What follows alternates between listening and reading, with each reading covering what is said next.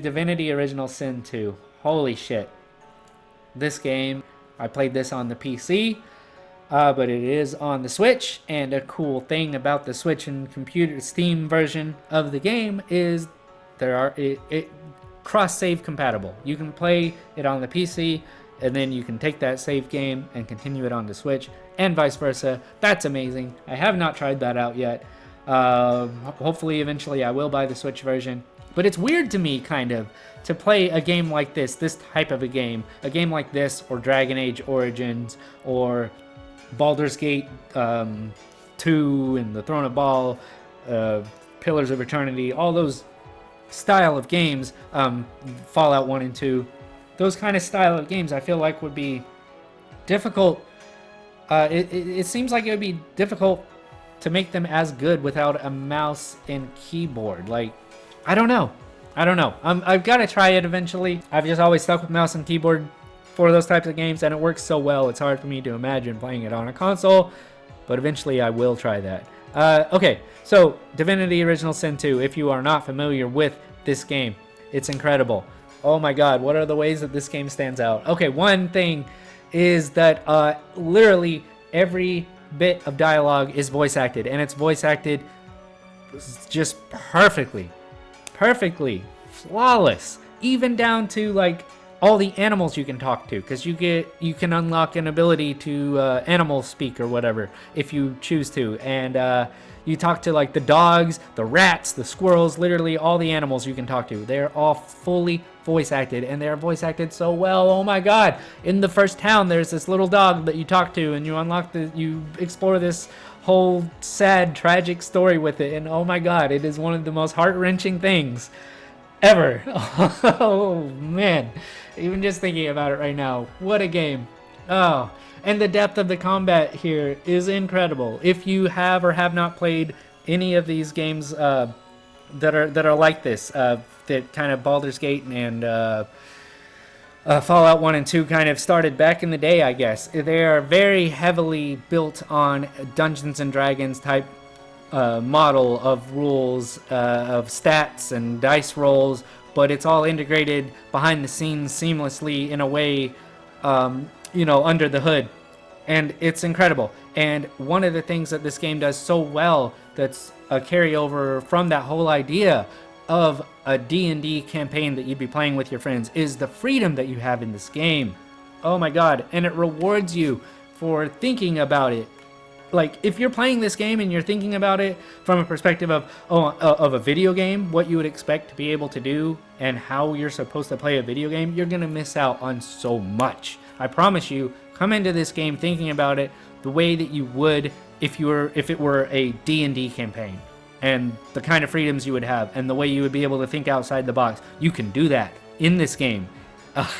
And oh my god, like, okay, there are battles that you're gonna come up to. Like, there's one, if you were just thinking about it from a game perspective, there's this one battle where you can come up to it, and there's this guy, and he's getting, oh god, I don't know if I want to get into too much detail because of spoilers. Basically, it's a very difficult battle, and I had the idea of using teleport on this guy and teleporting him away to safety, basically, before the battle started. Before engaging in the dialogue to start the battle, just boom, I can cast my teleport spell, teleport him away to safety, and it worked. And then I could do that battle, like, then the guys engaged me of, oh my god, and I fought them, but it let me do that. It let me teleport him away, and it completely changed the battle. That's just one detail, right?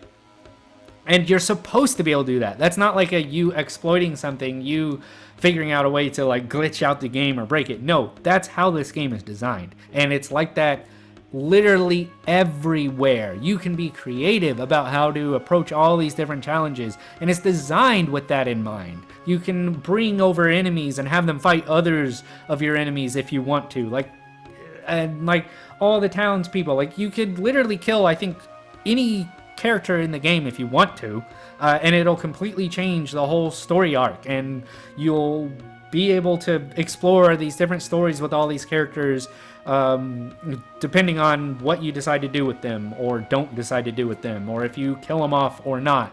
Like, Oh my god. And then like all the shopkeepers, you can steal literally anything they own if you want to, which isn't that big of a concept thing, I guess, these days. But yeah, you can do that. There's so much you can do in this game.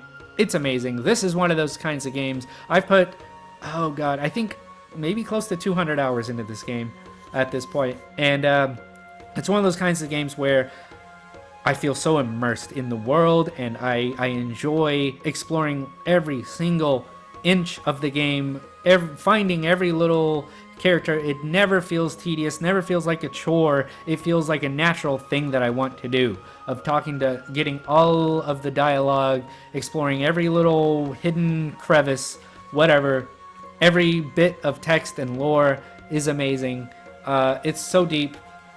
And on top of all that, you've got a multiplayer game mode, which I've played. I've played through the whole first chapter, multiplayer with a friend. He was controlling 2 characters. I was controlling 2 characters. You can make all the characters that you want yourself. Like, you could choose the pre-made party and just go with 4 pre-made characters if you want to. Or you could create all 4 characters yourself if you want to do that. I created one, and then I had a regular character that I was controlling in the multiplayer. And then he created a character and then chose one of the pre-made characters to control in the story as well.